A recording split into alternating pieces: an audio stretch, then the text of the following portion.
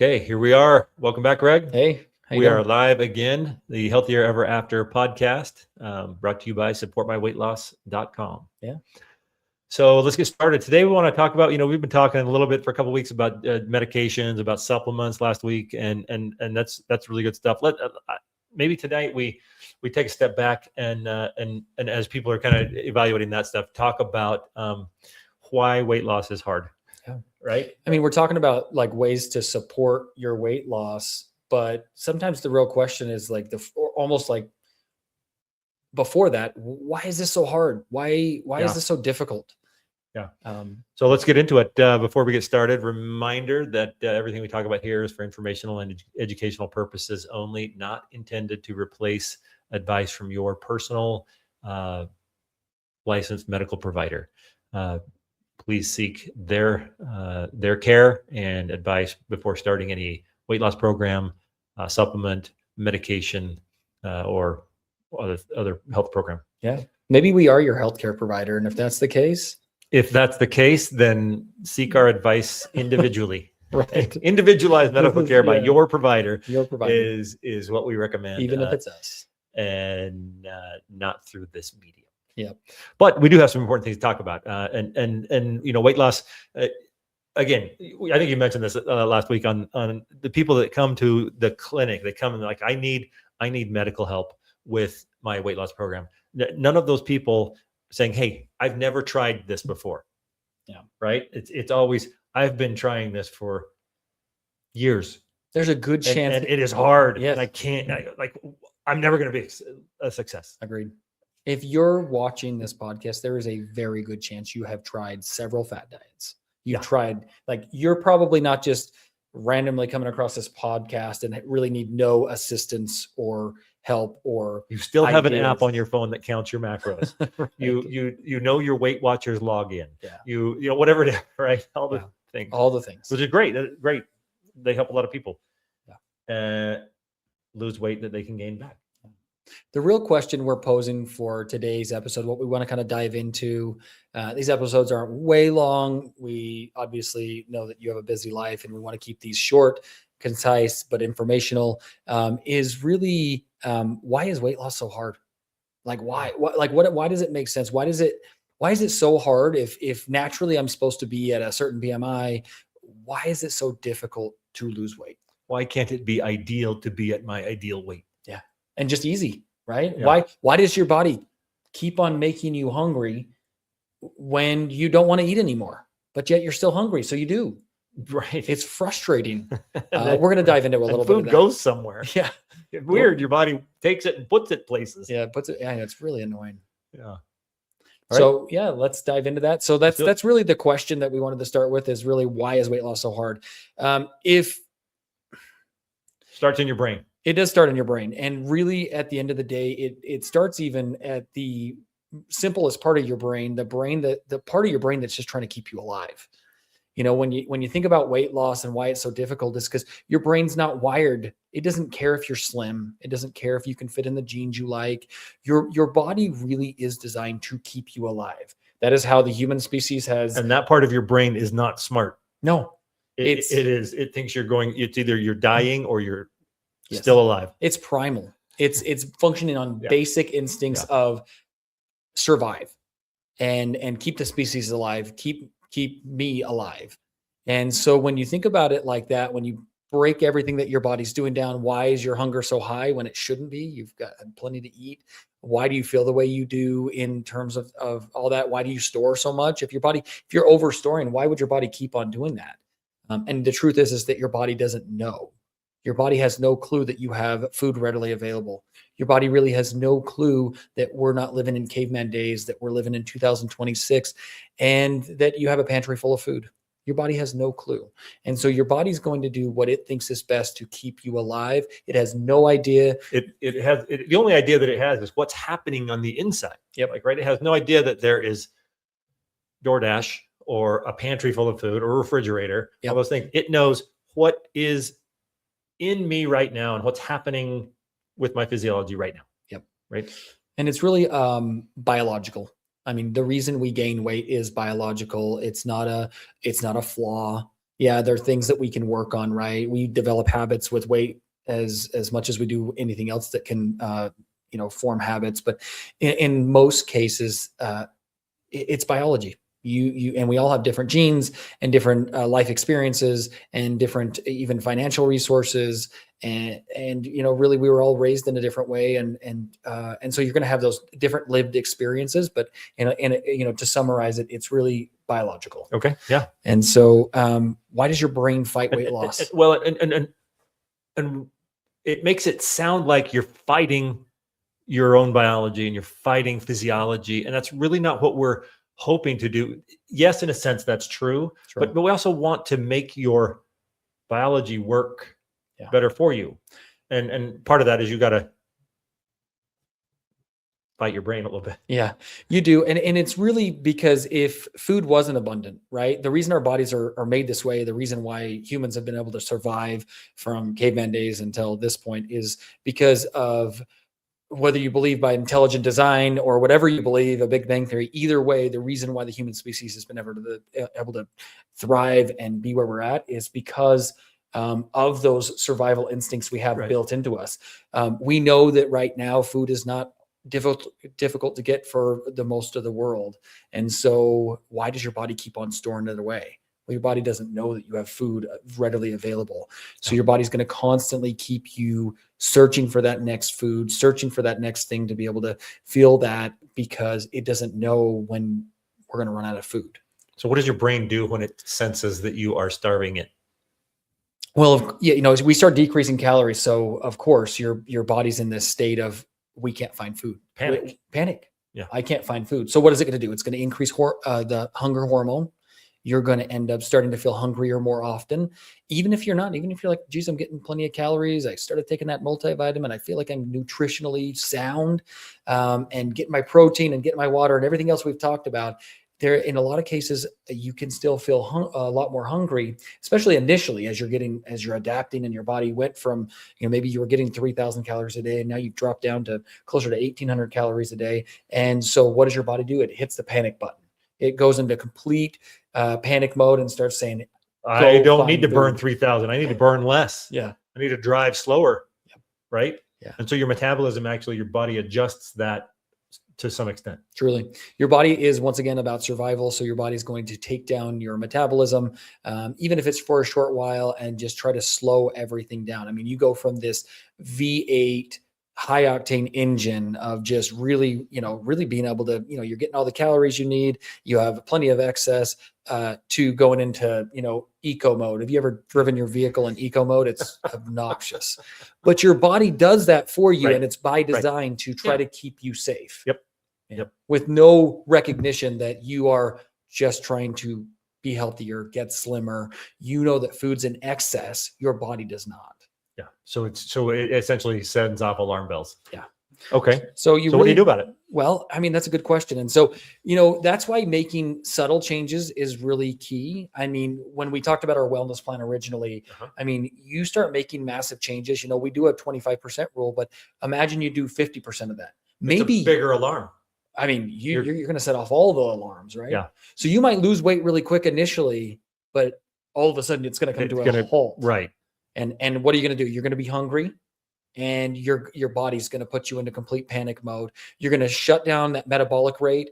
Usually your energy. Most patients that I find that come in that are losing weight, that really suffer in the energy realm, they're like, hey, my energy's just garbage. I'm loving it. I'm losing some weight, but my energy's horrible. It's because they have dropped so many calories so quickly that their body has just slowed everything down, and including calming down that energy. Really just, you're not going to have good energy, because once again, we're not only cutting those calories. If it's a significant cut, you're also cutting tons of nutrients that your body was getting readily. Yeah. And now what? Yeah. And so that's one of the big reasons why your metabolism adapts. Right? Everything just kind of slows down. Yep. Your body is in survival mode.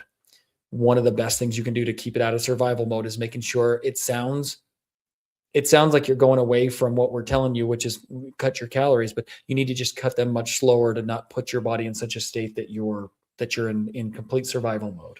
It's like you're being a little sneaky with your physiology, right? Yeah. We're gonna like go lower, but not to the point where we set off the panic, the big panic alarms, like you are starving me and I must make you hungry enough that you're not going to survive this. And even on those nutrients we were talking about, I mean, what kind of keeps those away, right? Getting plenty of good fats, good protein, and even some carbohydrates. I mean, when you're getting those big macronutrients and your body, especially with the protein and the good healthy fats, I mean, that's going to send a signal to your body that we're good.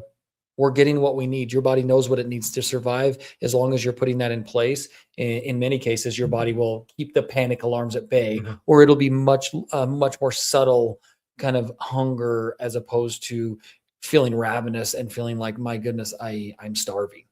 And so it's so important to recognize why your body is doing that. If you know that your body's just trying to survive and keep you alive, then you start to recognize, like, oh, okay, so crash dieting isn't the answer. All crash dieting is going to do, we've all been there, right? We've all gone on the crash diets. We've lost a bunch of weight really quick. We all of a sudden are hungrier than we've ever been. We go on one bad weekend in Vegas and then it's over, right? We gain it all back, and maybe excess on top of that, because we crashed our metabolism. I want to know where you eat in Vegas on one bad week. Vegas is a bad example. Maybe a cruise. I don't know.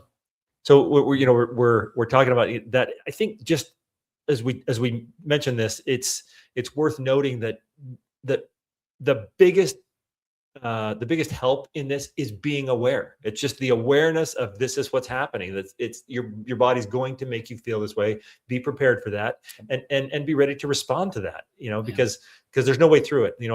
I'll talk to people we'll see in the emergency department, who are at their wits' end. They are trying to, stop using alcohol, stop using drugs, and they've tried, and they get just to this point where I just can't do it. And there are certain things, there are certain medications that sometimes we prescribe that to help people through real withdrawal, right? But my conversation with them is always that there isn't an easy way. There's no painless way to get through withdrawal. Right. And I think you're talking about an addiction, right? It is. In that sense of addiction, but there's no easy way. You got to go through it. We can give you some help that will make it less painful, less acutely miserable. But there is discomfort still. And there's no way around it. There's no way over it. You have to go through that. And I think that's kind of a similar way, not that all weight loss is beating an addiction, but the same kind of process happens. There's nothing that you're going to go from where you are to where you want to be without having some discomfort and some real effort involved in getting through that. And a lot of the tools we're talking about and the making smaller steps is designed to help with that, but not to eliminate any discomfort, because you really are fighting. Your body's going to be fighting you, and so you have to mentally be aware of that, I think. And that's the biggest step in then getting through that, is just realize what's happening. Yeah. And if weight loss was easy, would we even be talking about this? If willpower was the only thing that worked, nobody would, we wouldn't have a platform, our clinic wouldn't exist. Yeah. This would be great. That'd be great. Yeah. It'd be great, but that's not reality. No. Yeah, especially when you're fighting the biological factors, even the potential addiction factors. Maybe people don't associate food with like an addiction like alcohol or drugs, but in a lot of ways, it is a maybe more subtle addiction. The difference is that we can't tell you to just not eat. Yeah. We want you to eat. With alcohol, the answer is typically stay away from alcohol completely. With drugs, it's like, don't do drugs at all. It's not just do a little bit. Yeah. With food, it's like, you can't, I don't eat. Yeah, don't eat a little bit, but not too much, but also not too little. And so it's one of those addictions that, while the reason why it makes it more challenging is because it's not an addiction, so to speak, that you can just walk away from. You need food, you need nutrients to survive. So it's a unique addiction. And like Rick had mentioned, it, not everyone is just not really. It's a necessity that you have to moderate. And your biology is going to fight you on that, and not because it doesn't like you, but because it really likes you and wants to keep you alive. Yeah. So, and some people, it's going to fight them more. Yeah. Right. Like like I said, well, my whole family is like this. I've been like this my whole time. And so, I mean, is it genetic? There is definitely a genetic factor. I mean, look, I mean, and even maybe a learned factor in that, right? If genetically you're brought up in a family where everyone's kind of bigger, that becomes kind of more accepted norm. Good or bad. And so is there a genetic predisposition to that? Is it kind of almost a learned behavior as you're growing up? And that's just, hey, look, we always have a really big meal and you always clear your plate and then have seconds. And we always finish it off with a massive dessert, right? That is a thing that you can argue genetically, maybe you're more predisposition for keeping and that weight on, but also is it a learned behavior that's just how we ate since I can have my first memory?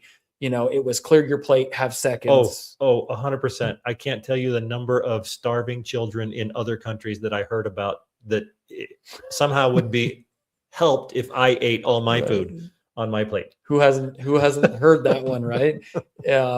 And so it was never like the idea that you would just dish up less and not eat. No, you got, this is what you got. There's your portion. You get dessert.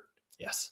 If you eat all your food, or you get to go play at Jeremy's house. Yes. If you eat all your food, like whatever the reward is, like it's based on you eat all the food that's on your plate. Yeah. I'll put it this way. To answer Rick's question, hopefully even a little better, is there a genetic predisposition to, being a better storer?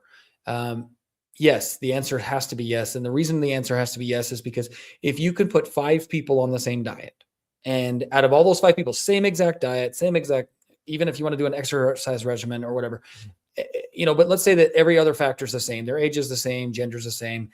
All 5 of those people would have drastically different results. Yeah. Some would lose weight very, very easily. Oh, why? That was very, very easy. Probably not the people watching this podcast. Maybe it's for everyone, but the people that this is more of a challenge for, the ones that did it the same exact thing. And it's not that they're doing something wrong. Nope. It's just that their body is less cooperative. Yes. And in a lot of cases, and you had mentioned this earlier, and it maybe was in another podcast, everything blends together. We talk about this a lot. It's some people really do fight hunger more than others. You talk to some people that seem like they're never hungry, or you talk to, Ann down the street, she's a skinny blonde and she eats whatever she wants and she doesn't pack on a single pound. That is the genetic side of this. That is, if someone's just built like that, that is a thing. But most of us aren't. Most of us can push that's through not that. Most everyone's thing. Yeah. Most people, there's a balance, right? You have some genetic predisposition to this, but also a lot of it is even maybe learned behavior. Part of that maybe addictive side of eating and food, or I should say the excess of it, because you need the food, right? You need the nutrients, but the excess eating, that kind of a habitual part of all this. And so, yes. And eating in our modern world is easier. Yeah. Right? Isn't it? I mean, that makes it, the ease with which we obtain low quality food, it makes it harder, right? I mean, we work in the emergency department. Believe me when I say we can fill up on low quality food at any given time. Oh, I mean, it's arm's reach. It doesn't matter where you're at. There's going to be 5 drawers within the department, in the emergency department, that are full of all the things. Right. None of them bearing any significant nutritional value. Extremely delicious. So it's really, and every patient I ever talk to about, work or anything like that, I mean, it seems like that's every office. Right. They have a snack drawer, they have a nutrition drawer, we even call it the diabetes drawer, and still it gets emptied all the time. All the time. So we know, and we know why environmentally, right? It's our environment. It's our 2026. We live in luxury. Even the poorest of our community are living like kings compared to 200 years ago. Yeah. Yeah. So it's really a lot of it's highly processed food. Sure. It's not just the snack drawer, the candy drawer, whatever that is. Yeah. I mean, there are a lot of things that are meals that are highly processed, and make it harder for your body to, I guess, glean the goodness out of that. Well, and why are those foods more readily eaten, consumed, bought?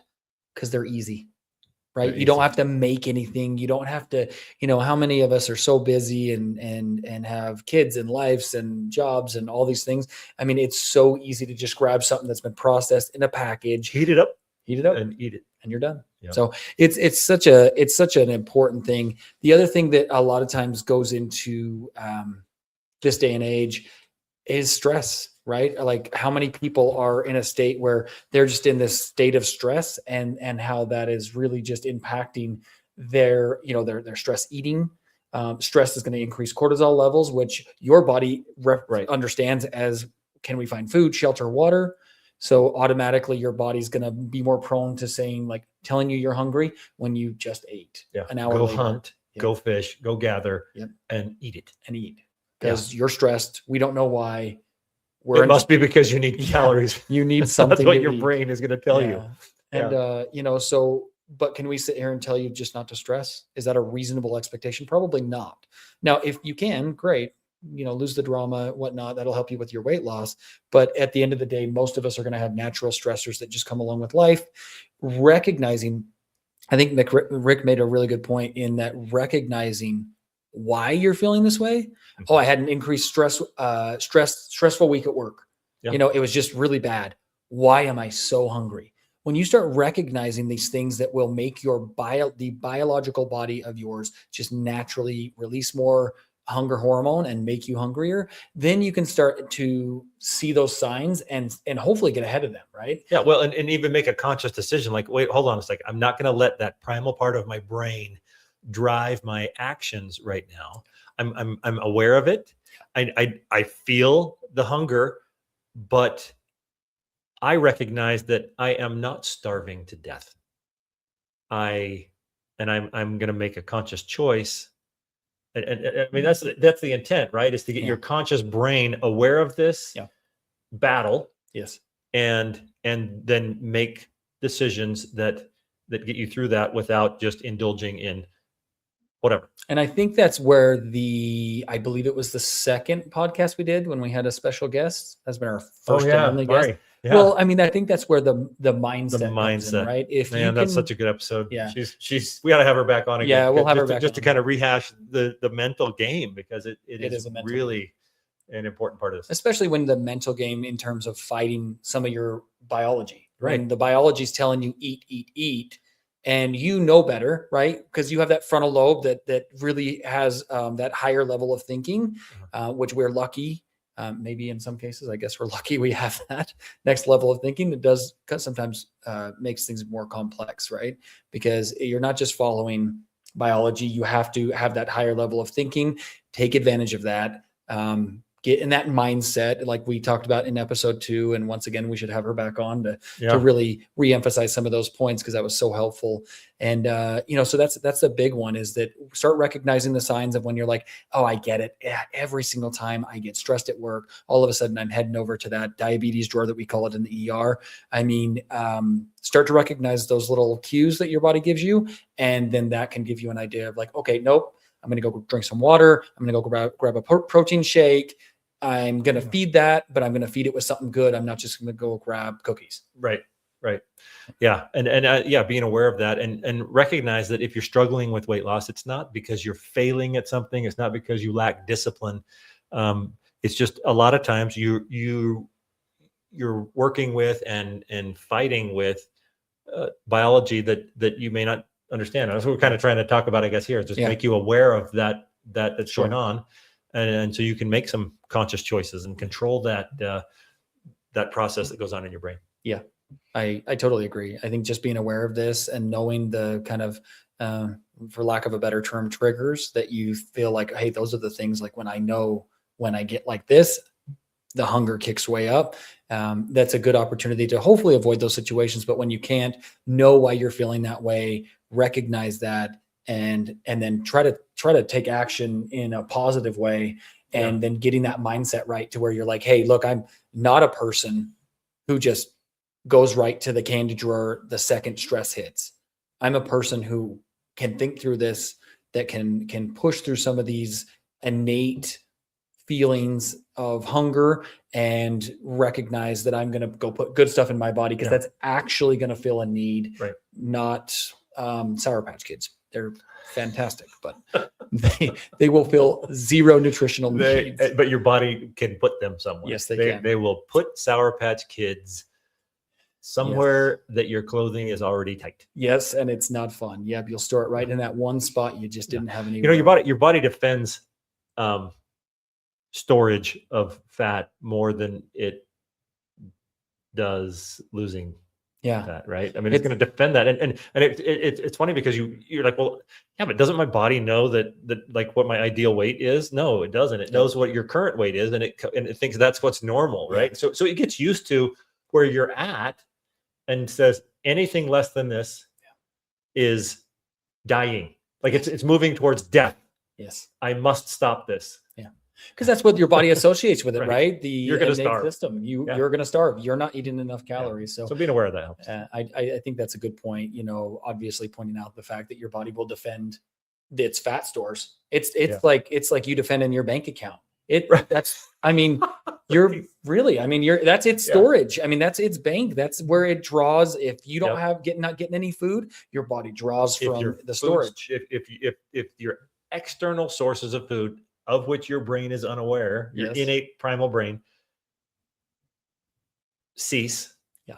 The only thing it has to work with is that storage. Yeah, it's gonna hold on to that. It's like, we need this storage. It's gonna protect it. We have to do this, because if I don't get food, that's the only thing I have to live on, and I'm going to save it. And your body has no clue how readily available that food is, that you're actually working on not consuming so much.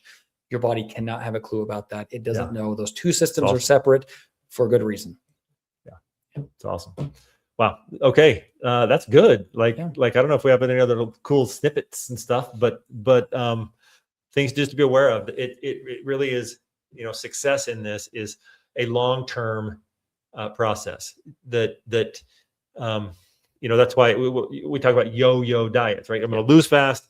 The chances are you're going to regain because of the alarm bells are so strong. Absolutely. If you can maintain this slow and steady descent into a better normal, that's going to increase your chances of then continuing that success long term. And that's really what we want people to do, is to feel that difference. And again, I mentioned, I think once before, like in 2 years from now, it's going to be 2 years from now. Yeah. Right. What are you going to do in that time? Like you can be the same or you can be different. Yeah. But it's the time's constant. Time's going to always be there. And so use that step by step. Don't get too frustrated because it seems like it takes a long time, because really that's what we want, is to take a long enough time that your body does not panic. Yeah.